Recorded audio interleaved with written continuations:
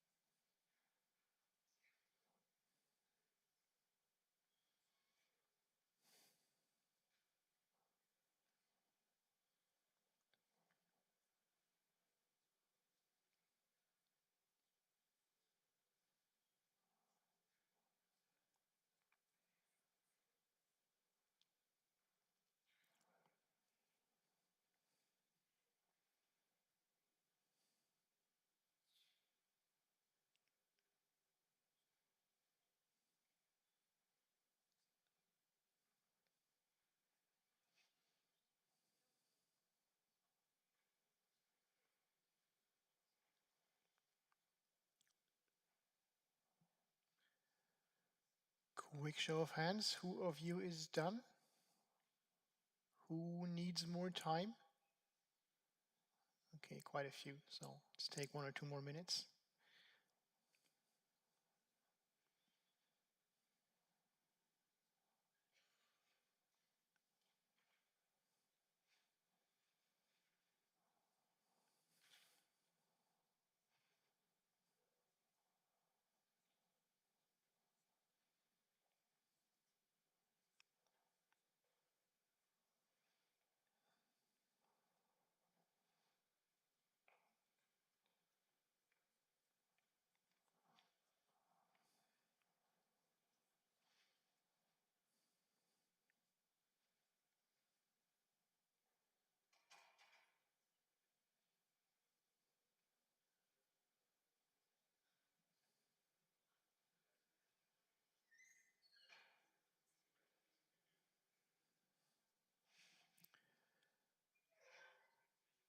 All right, 1 more minute, and then we'll close the vote.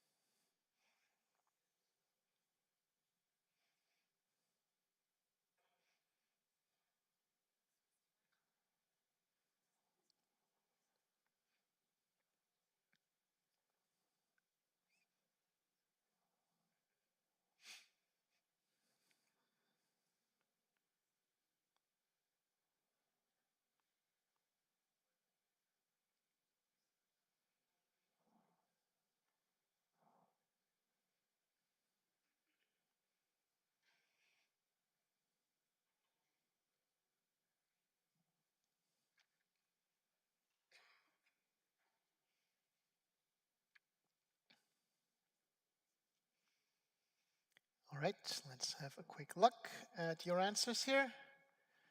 As you can see, most of you voted for -5/2, about 45%. Luckily, this is the correct answer. But there's quite a few who voted for different answers, so maybe we should have a quick look at how to solve a problem like this. All right, so what do we do with this expression? Well, first thing you should do with them is always try and substitute x and see what happens. In this case, if x goes to infinity, clearly those expressions here in the square roots go to infinity, both of them. That means the square roots go to infinity. So we have something like infinity minus infinity. That doesn't help. Okay, so that leads nowhere.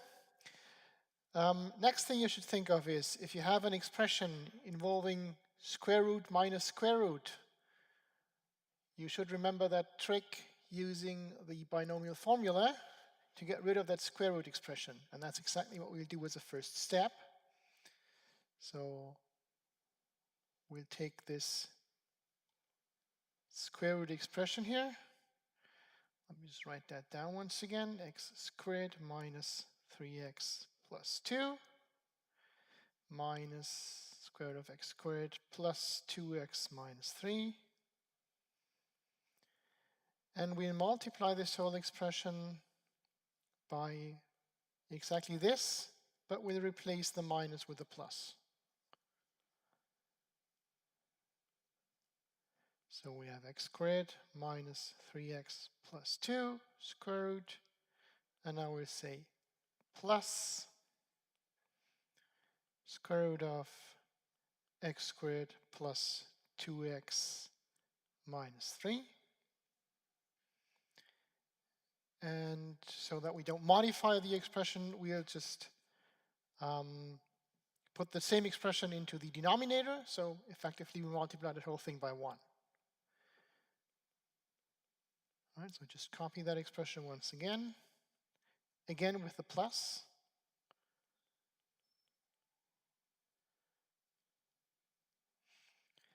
Right? So now we do have this complex expression here in the denominator, but now there's a plus sign in there. So we have something like infinity plus infinity, which clearly goes to infinity. And 1 over infinity doesn't hurt us, right? That tends to 0, clearly. And of course, the upside is that we can now use this expression here apply the binomial formula, and that is a minus b times a plus b. An expression of that form, and you know that is a squared minus b squared. So with the squares, we get rid of the square roots.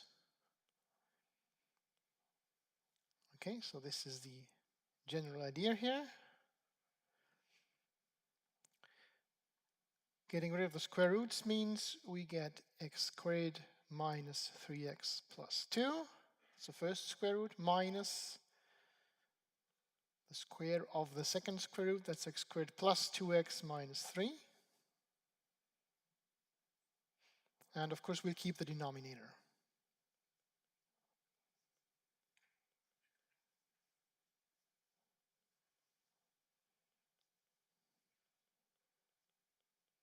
So let's just copy that here. Well, then now we can simplify the expression a little. If you look at this numerator here, we can see that we have x squared minus x squared here, so that cancels out. And well, those terms, they don't quite cancel out, but at least we can simplify them a little. So we get, let's see, minus 3x minus 2x, that should be minus 5x. And plus 2 plus 3, that's a plus 5. And again, we just copy the denominator here.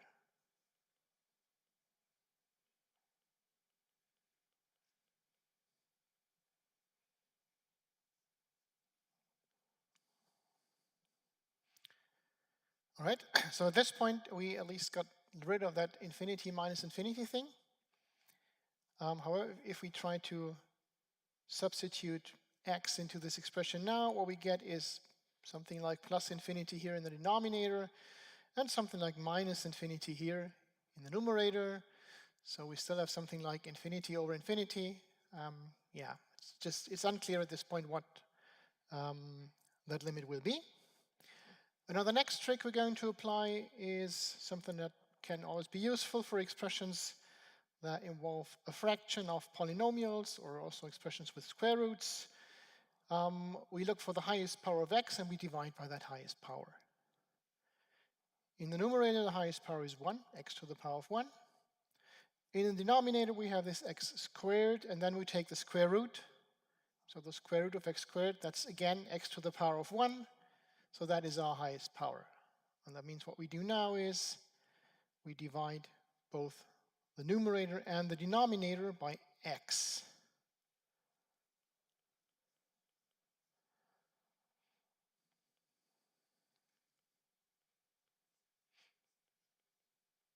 So if we do that, what we get here is minus 5 plus 5 over x. And you can see the good thing here is here we get a constant. Here this 5 over x. As x tends to infinity, that will tend to 0, so that just vanishes in the limit. And of course, that's much nicer than something going to infinity. And for the square roots here, remember we have to apply this to both summons. And then if we take this expression into the square roots, that will turn into square root of 1 over x squared.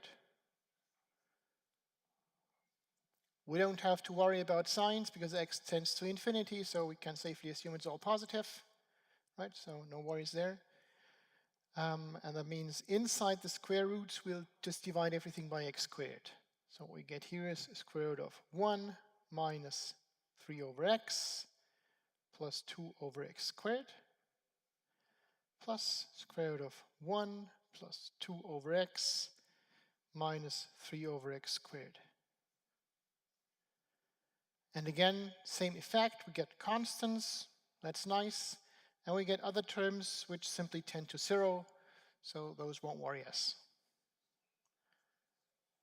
All right, so if we just do that, well, we'll see that this term here, well, let me just use another color, this term here tends to 0, this tends to 0, this tends to 0, and so do these two here. And of course, well, the constants just tend to themselves. So in effect, the numerator tends to -5, and the denominator tends to the square root of 1 plus the square root of 1, so 1 plus 1. And that means the value of that limit will be -5/2. All right, so you just apply those two standard tricks, basically one after the other, and you should obtain the right result. Any questions about this one?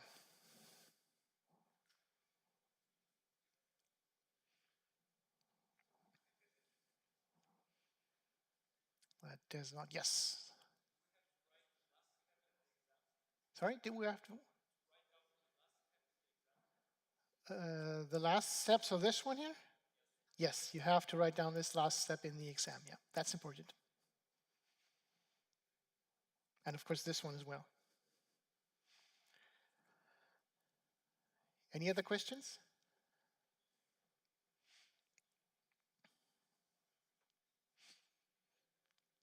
Maybe one thing that's somewhat related to that was mentioned on Tweetback is I did not discuss the question of whether the square root function is continuous or not.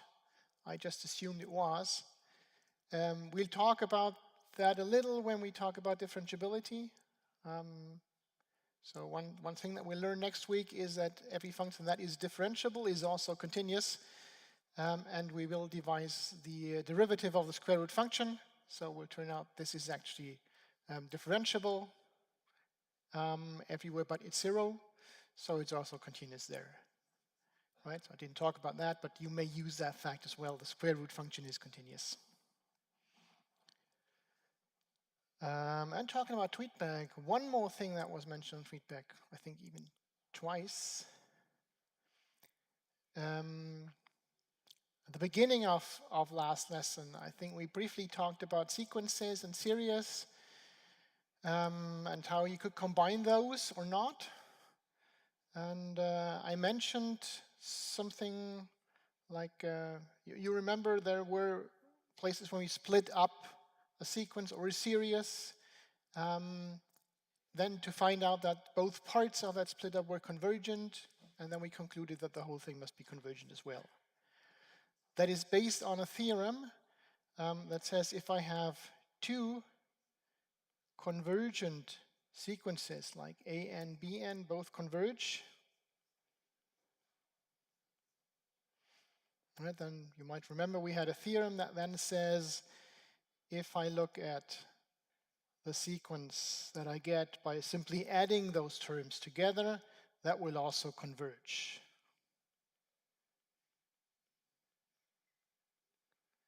Right, and sometimes what we do is we take an expression of that type here, we split it into those two summands, and then we argue, well, both summands converge, so this thing also converges. And some of you remembered that we talked about the harmonic series at some point. Harmonic series was this series here. And we had a proof that this actually diverges or goes to infinity. That was basically proved by saying, well, this is something like this here. And then we just group together parts of that grow larger and larger, and we prove that every part is larger than 1/2 or some other constant, and we say we add this up an infinite number of times, so this whole thing diverges. So basically we also split it up, not just in two, but in multiple summands, and we then argue that all of these diverge, so the series must be divergent. The difference here clearly is, in this case, we split up into convergent sequences. And I always said, well, if you do this way, it's allowed to say if a sequence is convergent, then the sum is also convergent. Right? If those sequences that we use for the split up were not convergent, then we couldn't do that. And it's simply because we want to prove that this is convergent. And if our single sequences are not convergent, then we couldn't deduce that the sum is convergent. In this case, that's not what we want for the harmonic series. We don't want to prove it's convergent. we want to prove it's divergent. Right? So it's kind of the opposite thinking that we need here.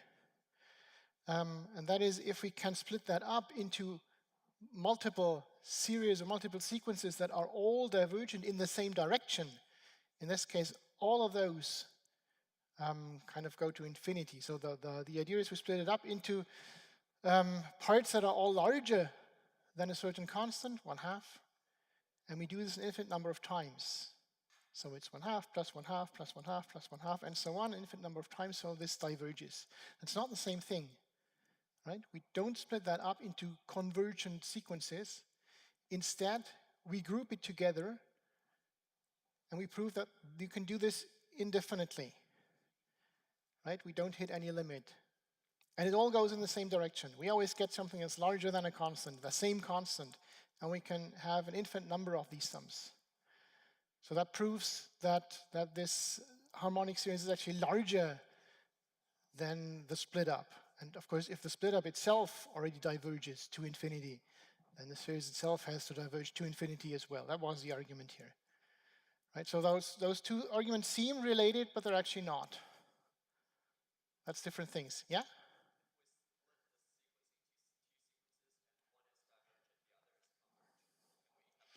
So if we split a sequence into two sequences, one is divergent and the other is convergent.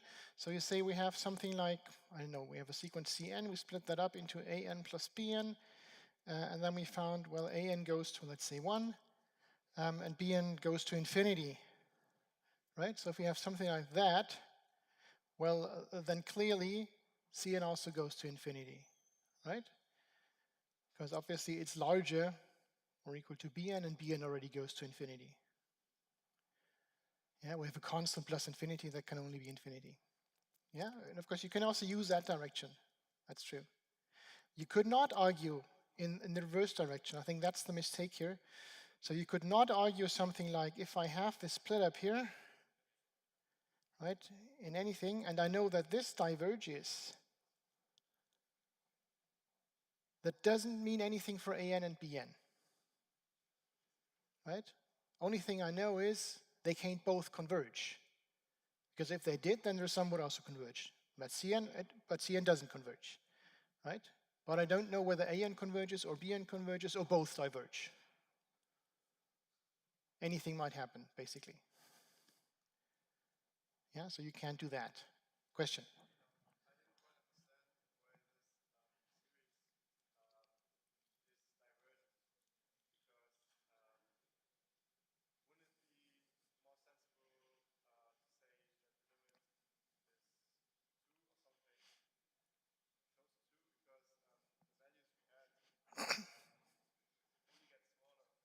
Mm-hmm.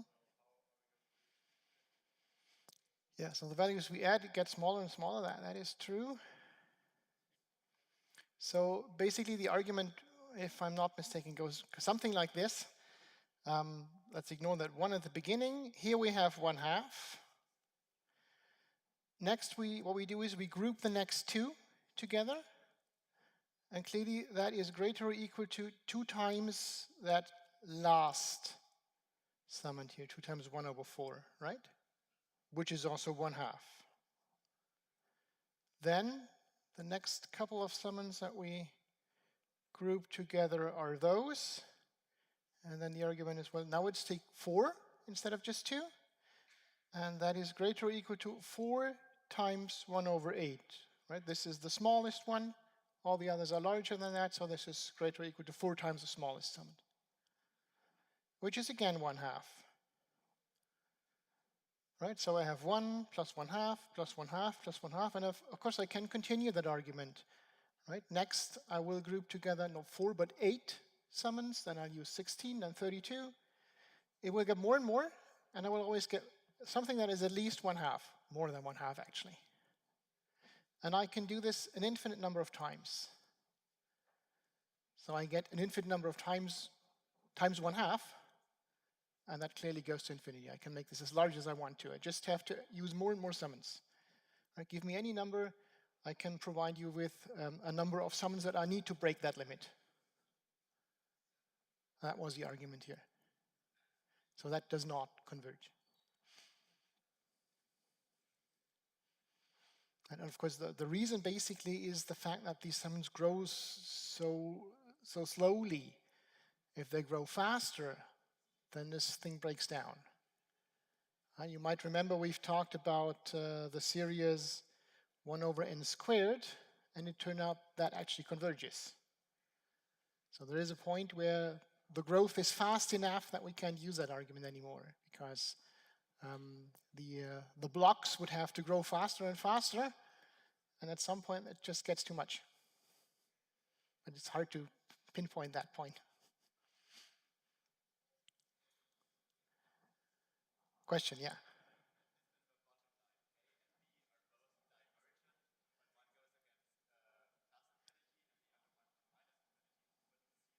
Mm-hmm. So if we had something like this goes to infinity and this goes to minus infinity, then anything could happen. It could be divergent, so it could go to plus infinity, it could go to minus infinity, it could jump around widely, or it could converge to any value in between. Anything you wish for. And we've seen examples of basically anything. Right? Remember that part here? And of course, you can replace the x by n, then you have a sequence, classic sequence, and that is something like infinity minus infinity. And this thing goes to minus 5 over 2, right? Who would have thought? I mean, that is kind of surprising, I'd say. But it still works. And you can basically design sequences that do anything you want, any value that you want, or infinity, or minus infinity, or 0, or, as I said, jumping around widely. Anything's possible. All right, any more questions about that before we get back to limits of functions and continuity?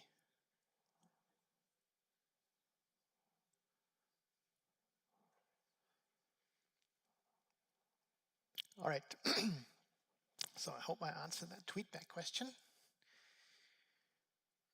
Yeah, I'll talk about the exam questions later on. Maybe let's first talk about the parts of the lecture that are still missing. There's 2 sections that I haven't talked about yet. One is concerned with minima and maxima of continuous functions. Basically, there's not much surprising stuff in that chapter. The first point is just a definition of what a maximum and a minimum actually means. And in this case, we're talking about global maxima and minima. And that's just what you would expect it to be. Well, we have a function defined on a domain D, and a point in that domain is called a global maximizer if the function value at that point is larger than anywhere else. Doesn't have to be strictly larger. There could be points that have the same value, but no point that is larger than that one, right? So that's a maximizer. And of course, a minimizer is defined in the same way. In this case, the function value is the lowest possible function value. All right, so the function value itself would be called a maximum or a minimum, and the x value, where that maximum or minimum is assumed, would be called a maximizer or a minimizer.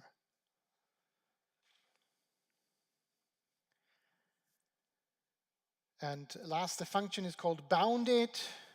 Well, if there is a certain value below which there is no function value and above which there is a function value, right? Again, what you would expect, hopefully.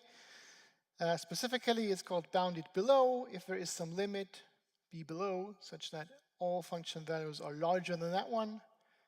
It's called bounded above if there is some limit b above such that all function values are below this limit. And it's called bounded if it's both bounded below and bounded above, right? Something like these here. So in that case, that is a function. Could be a quadratic function, for example. That is bounded above, right? It doesn't go below that limit, but it doesn't go above that limit here, sorry. But you can probably see this tends to minus infinity, so this is not bounded below. And this point here, the apex here, that is a global maximizer. Right? This is the maximizer, this value is the maximum. Here we have a function that goes to minus infinity here and to plus infinity there. That's not bounded, neither above nor below. And it doesn't have a global maximum or a global minimum, because I can find function values that are below every value I propose and above every value I propose. It would have local maxima and minima. Here's a local maximum, here's a local minimum, but we talk about those next week. And here's an example of a function that is bounded both above and below, right? Doesn't go below this point, doesn't go above this point, but it doesn't have a maximum or a minimum, right? It grows slower and slower and slower. It approaches that limit here, but it never gets there. But there is no point where a maximum or a minimum would be assumed. So basically, all those settings are possible. And notice all those functions are continuous, so no unexpected behavior there. Why this is interesting, discussed together with continuity, is this theorem here that says if we have a function that is defined on an interval that includes the boundaries on the left and right, and that is continuous. So it's a closed and bounded interval, and it's a continuous function. Then the function f is bounded, and it attains its minimum and its maximum over the interval. So as long as we have continuity and closed intervals, we can always expect the function to have a maximum and a minimum. Right, so this is the setting where talking about optimization in the global sense actually makes sense. Yes? Yes, that's a closed and bounded interval. Oh, okay, what does that mean? Closed and bounded for the interval means the set itself is bounded, right? So the set does have a lower and an upper bound. And closed means it also includes the boundaries. In this case, A and B are the boundaries, and those are included in the interval, right? That's the closed aspect. All right, so for a continuous function over a closed and bounded interval on the real line, it does make sense to talk about global optimization. I can find or hope to find global maxima and minima. And that's one of the reasons why talking about continuous functions is interesting, because it makes that optimization question reasonable. Okay, and you also sometimes see a closed and bounded interval is often referred to as a compact interval, because that's the setting you often need. So saying two words was just too much work for mathematicians. They invented a new word, they call that compact. All right. Nothing we'll use much, just basically the reason why looking at continuous functions is interesting in the context of optimization. We talk more about optimization next week. All right, now here's something that is interesting. It has practical applications. That's called the intermediate value theorem. And that does seem a little abstract first. So again, the setup is I have a closed and bounded interval. I have a continuous function on that interval. And then what it says is, I know now that this minimum and maximum of the function exist. And then this theorem says, well, every value between the minimum and the maximum function value is actually assumed at some point. Right? And that's basically the fact that the function can't jump. Let's say here's the minimum, here's the maximum on that interval. So the function has to reach that, couldn't go below the maximum, has to reach that point somehow. And it can't jump in between. So any function value, anything I choose, anything between that and that value here, anything in this interval is actually attained somewhere. Okay, that's what the intermediate value theorem says. In other words, and that's often the way it's phrased, if I have a function that is continuous and that attains a negative function value somewhere and a positive function value somewhere, then somewhere in between there must be a root. So it must have a value of 0 somewhere in between those points. Maybe more than once, like as in this example, but at least once. It must cross that 0 line somewhere. That's often the way this theorem is phrased, and it's often also the use of that theorem. And that's actually the next chapter here, bisection method.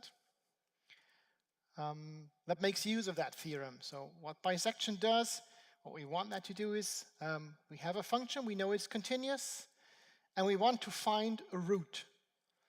So an x value where the function value becomes 0. We might not be able to find that exactly, but at least we want an approximation of that root. And of course, we want it to be as good as possible. And that's exactly what this bisection method does numerically, right? So that's a numerical method. The setup is compact interval, continuous function, so we are guaranteed that minima and maxima exist. And then we also have a point with a negative function value and a point with positive function value. So in between those two, we know the function must cross the 0 line somewhere. So there is a root. And now the question is how to find that. And what that method does basically is it starts with the boundaries a and b. Let's take a quick sketch here. So let's say we have a here, we have b here. The function is negative at a and positive at b. So it must look something like that. Might jump around something, but it must cross the line somewhere. Now what we do here is we look at the middle of that interval between a and b. So that point here, right, and that point is exactly a plus b divided by 2. And then we evaluate the function at that point. And what we get is this function value. Clearly that's negative. And now the argument is, well, it's been negative here and it's negative here, so we don't know what happens in between. It might cross the 0 line, but it doesn't have to. But it's negative here and positive here, so it must cross the line somewhere in that interval. So we can restrict our search to this new interval here, and then continue in the same way, right? Again, we break the interval in half, we evaluate the function value at the midway point, and then we decide whether we want to throw away the left or the right half of that interval. So in each step, we halve the size of the interval we're looking at, and that means we approach that root more and more closely. And that's the basic idea of bisection. Not actually hard to implement or carry out. The only not so nice thing about this is that we have to compute these function values. And of course, for a computer, that shouldn't be too hard, but it might be hard to do without a calculator. Because, of course, this method is usually used for functions that are not that easily evaluated, right? For a quadratic function, you can just compute the roots and you're good. So it's interesting for functions that are hard to compute. Okay, so that's the bisection method. Here's a quick example. So here's a function method. And as I said before, this does include a square root or even a cubic root here. That is a continuous function. I didn't prove that, but we may just assume it is the case. Yeah.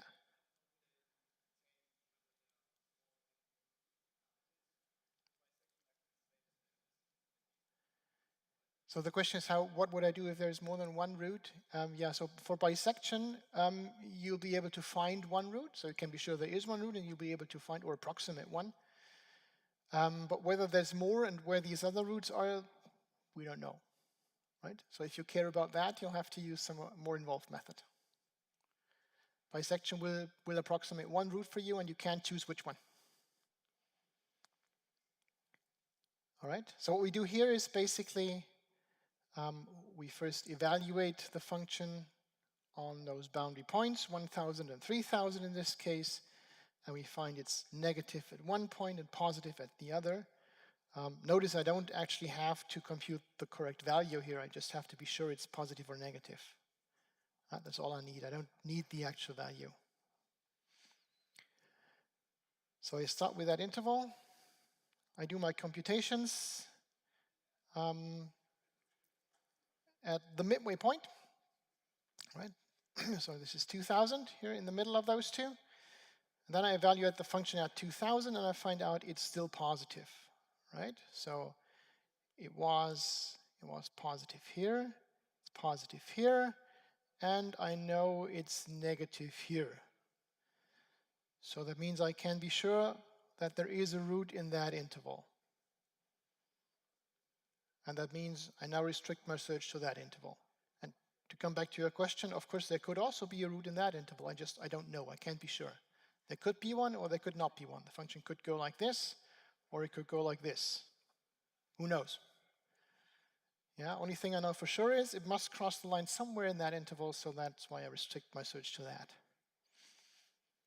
Okay, and again, I compute the midway point here, 1,500. Again, I try to find at least an approximation of the function value to be sure whether it's positive or negative. In that case, I'll find out it's still positive here. So next, I restrict my search to this interval because the function must cross the line somewhere here, right? So I do the same thing again and again until the interval that I have is sufficiently small for whatever purpose I need it. Right, so that's kind of setting a maximum error I want to accept, and then I just go on until my interval is small enough. Okay, so that's the bisection method. The good thing about this method is it doesn't need a lot. It needs a continuous function, and you need to be able to evaluate the function. Depending on the function, that might be quite a lot of work. In practice, for example, you often have functions that are defined as the solution of a set of partial differential equations at a certain point. So you first need to solve that partial differential equation or approximate the solution sufficiently close to be able to evaluate the function. And that might be quite some work. So that is hard enough, but you don't need anything beyond that. Specifically, you don't need any derivatives, for example. You can use that method for functions that are not even differentiable.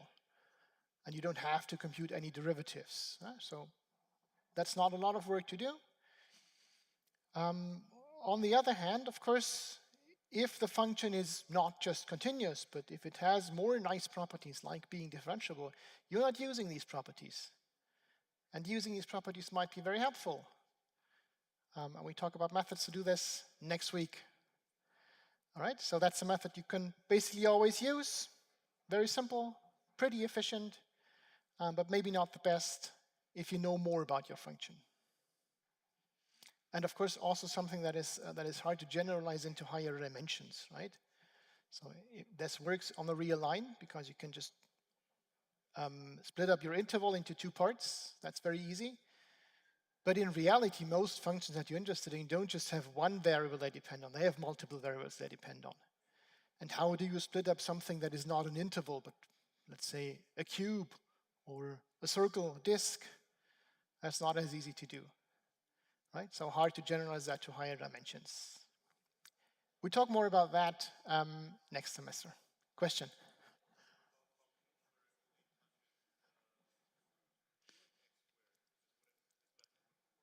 What about function that only touches the root? So if you have a function, oops, that looks basically like this here, for example, right? So you have a root, but no positive values. Then you're right, this function wouldn't, this method wouldn't work because you need a positive function value. And you don't have that here. That's right, you couldn't use that.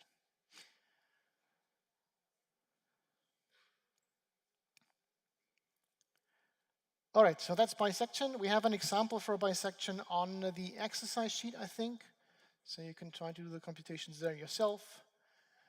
Yeah, you'll see if you do more and more steps, and if the function is somewhat interesting, it will get harder and harder to compute the numbers, but yeah. All right, any questions so far about those topics? Otherwise, we'll talk more about specifically maximization and minimization next week. That will get more interesting once we have differentiable functions and can also look at local minima and maxima. So we'll do a lot more on that stuff next week. Good, I have a couple more example problems that we can discuss if we still have time, which we have.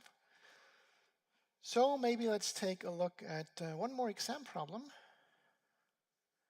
This is from a 2016 exam.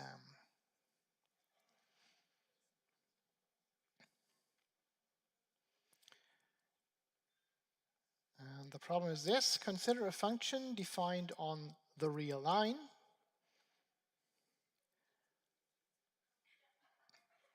defined as, and it's a piecewise definition.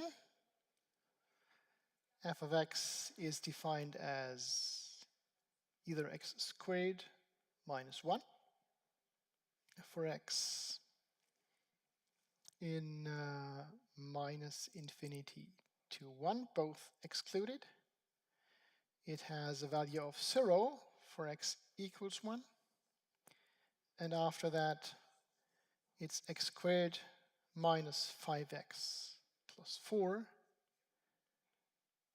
So that is for x in 1 to infinity. Again, both excluded. And the question is f continuous on R?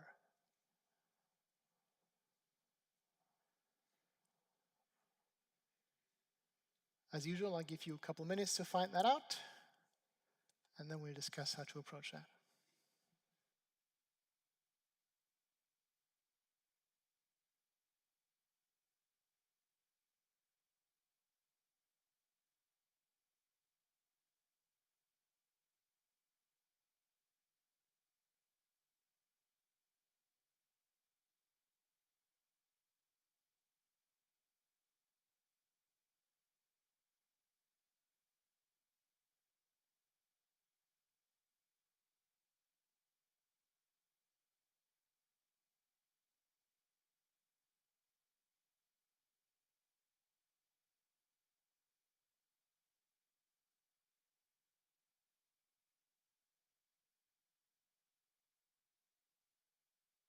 And also, as usual, there's a tweetback quiz asking for your result.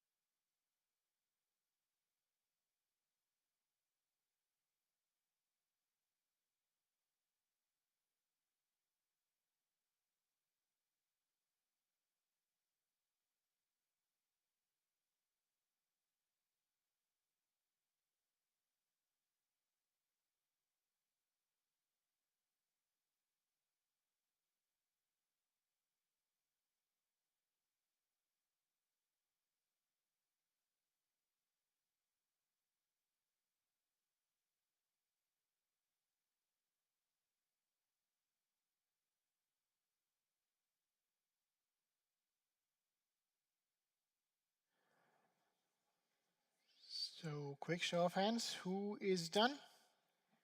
Who needs more time? Just very few, so let's give it one more minute and then we'll close that vote.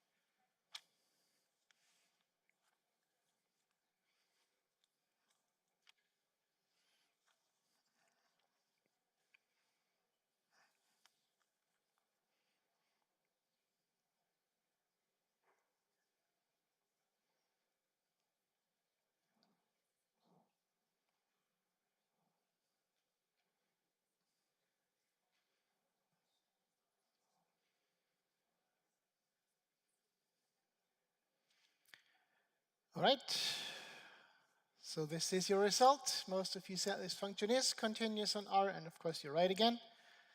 That should hopefully be pretty simple if you know what you're doing. So remember, being continuous means for each point in the real line, the limit for x to that point is the same as the function value at that point. Now, proving that this is continuous on R basically consists of two parts. The first part is arguing that in this interval and in this interval, the function is a polynomial. So in each of those intervals, it's clearly continuous everywhere. And you need to mention that on the exam, right? Don't just talk about the interesting point, but also mention that it's not a problem anywhere else. That is part of the argument. And of course, the interesting point is this one, x equals 1, where we define a function value of 0. And now the question is, does the function have a limit for that point? And is the value of that limit, is that the same as the actual function value? So we need to compute that limit. Let me first maybe write down that f is a polynomial on minus infinity to 1 and on 1 to infinity. So f is also continuous there. And for the interesting point, what we need to do is we need to find the limit. And with a piecewise definition like this, what you'd usually do is you compute the limit from below and from above, because then you know which of these terms you can use. And if those yield the same value, then there is a limit and you have the value. And if they yield a different value or one of those doesn't exist, then there is no limit. And it doesn't make sense talking about continuity then. Right, so let's start with the limit from below, for example. From below means we are in this interval here. So we need to use that point here, that definition, sorry. So that limit here is the same thing as limit of x squared minus 1 as x approaches 1. And of course we can simply substitute that value in this case, right? If you just substitute 1 for x squared, you get 1 minus 1, and that's 0. All right, and that clearly is equal to the function value, so there's still hope. Now let's compute the limit as x approaches 1 from above. So, oops. If we come from above, that means our sequence is somewhere in that interval, going down to 1. So we need to use this function term here. So we have x squared minus 5x plus 4. And again, we can just substitute x in there, and we get 1 minus 5 plus 4, and that's 0. All right, so that means the limit does exist as x tends to 1, and it has a value of 0, which is exactly the function value at 0, as it is defined, as it is defined here. So that means f is also continuous at x equals 1, and thus on the whole real line on R. Right? So that would have been the complete answer. And as I said, please don't forget to mention this point here. Many people in that exam thought that wasn't interesting and they lost a point for that.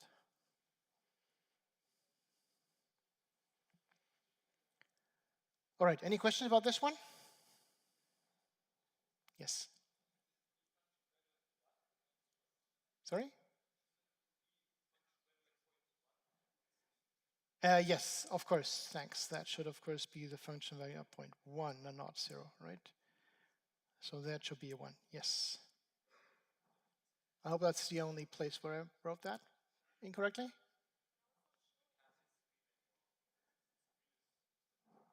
Oh, the screen is off. Why did that turn off?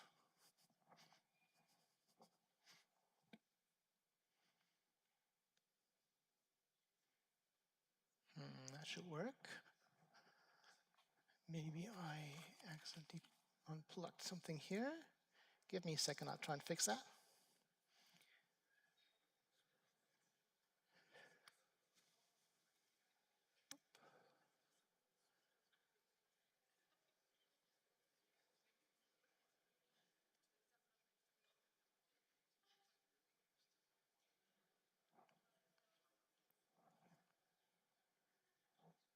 It's coming back. And it should also come back for the live stream in just a second, I hope. Oh, and it's gone. All right. Doesn't seem to work anymore. That's not good.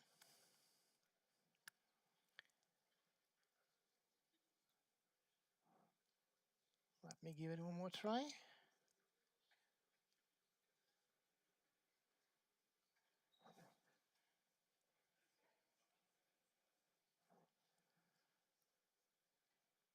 Seems to be back.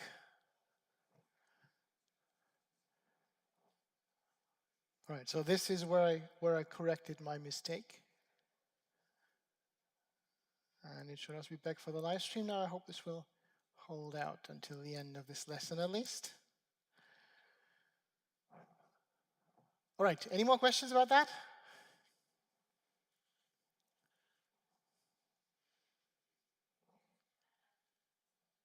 Good, otherwise let's go on with more examples. I have more, lots more. So this one is not from an actual exam, but it's very close to something I found on an exam. Just modified the numbers a little. So it says, consider a function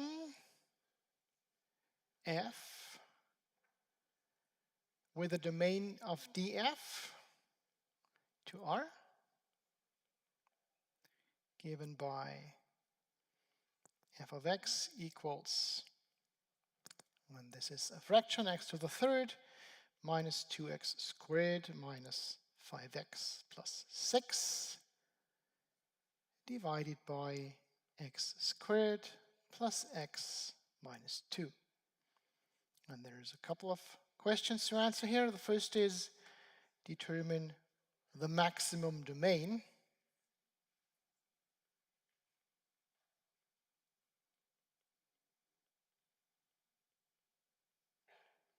df of f. We haven't talked much about questions like that one.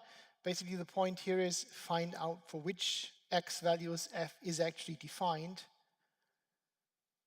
and exclude all the ones where it's not defined. So that's the maximum domain, all the x values where the function is well defined. Right, so you need to find that one first. That should be hopefully an easy warm-up. Next question is compute the limit of f of x as x approaches 1 And if you haven't found out in part A already, that should give you a hint that the point x equals 1 might be one of those problematic points. Otherwise, computing a limit is not much of an issue there. Yeah, so that's probably one of the points you want to exclude. And the next question is there a continuous extension of f? A continuous extension of f to the real line.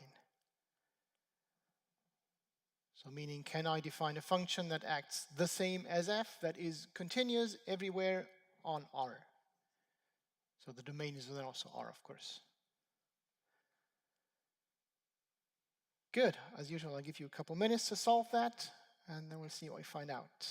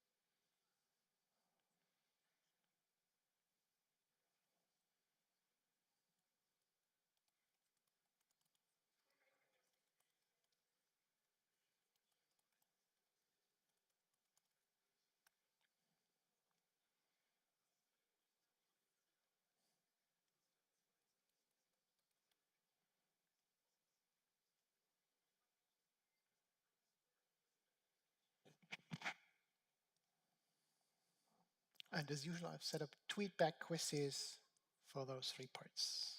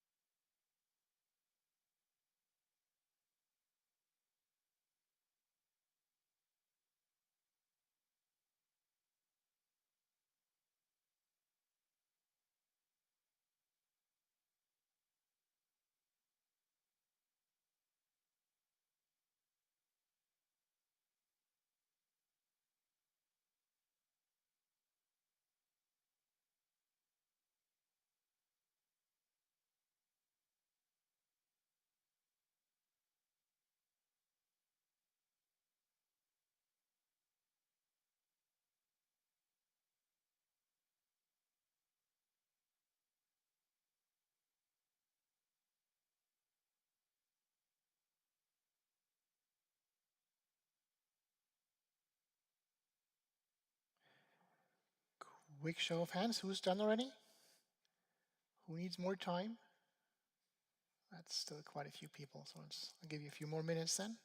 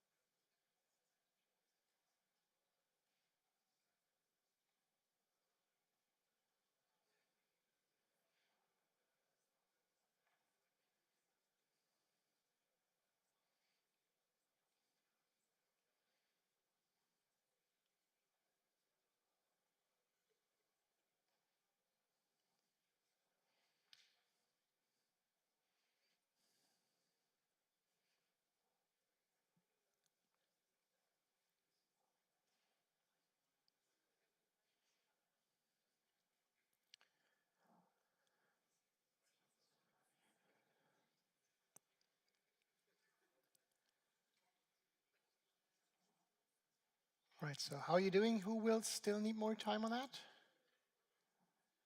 Still a couple people. So maybe we're approaching the end of the lesson, so there's quite a few more questions I'd like to discuss about the exam. So maybe let's talk about those quickly, and then I'll show you the answer to this problem at the beginning of the next lesson on Thursday. So you can think about that at home if you still need more time. Someone is asking, what time would you expect us to solve the exercise from exam 2019 that we've discussed a couple of minutes ago? I don't really know off the top of my mind, but as a quick guideline, and that also answers another question. Someone is asking, will the exam be 1 hour and 80 points? And how much do we need to pass? So the exam, just to clarify, the exam will not be 1 hour, the exam will be 90 minutes, so 1 hour and a half. And yes, it will be 80 points. And please notice this 80 points is pretty much arbitrary, right? It doesn't mean the exam is harder or less hard than one that just earns you 40 or 20 points or 100 points. That's a pretty arbitrary scale, right? So someone accused me of making the exam 4 times as hard as someone else because that someone else only awarded 20 points. That's pretty ridiculous. Sorry? How many questions? I don't know yet. I'd say something between 8 and 12, basically. So I tend to do smaller questions and more questions instead of larger and less questions. And that's also something that reflects in this, was reflected in this example question here. That is something that I would consider pretty typical for an exam question.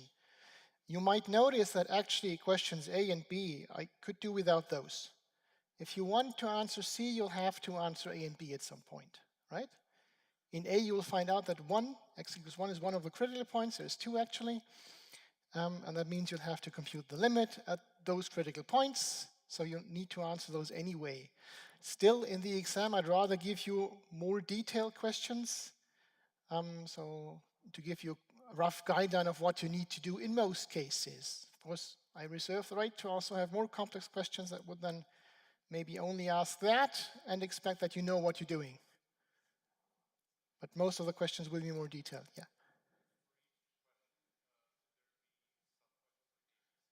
Yeah, for each question there could be sub-questions like in this case, yes. Usually not that many. 1, 2, 3, maybe 4.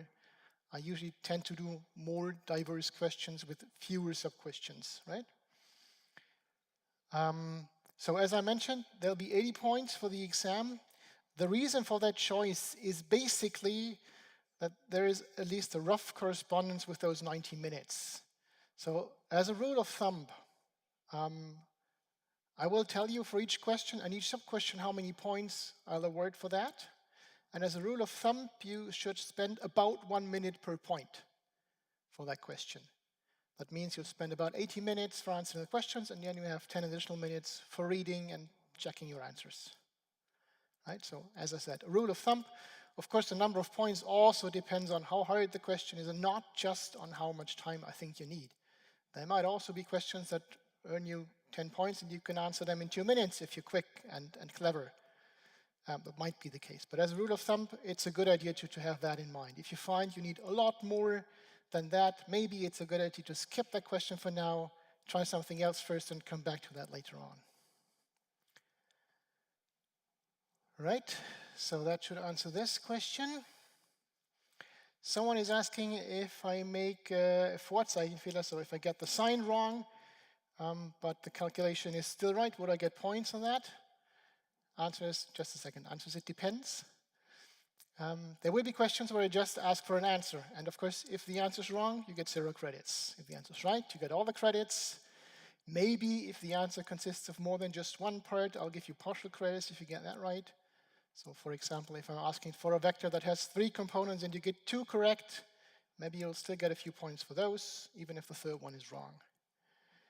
If I'm asking for calculations, for justifications, and you make a mistake like that, usually you still get partial credits, right? You will not get all the credits, of course, if you do mistake somewhere, but you'll still get partial credits if the idea is correct and if the principal computations are correct, and if the difficulty doesn't change a lot, yeah? So if at some point you decide something is always 0, but it's not, and that, of course, makes all the other calculations pretty trivial, and you won't get more points on that. Right, question?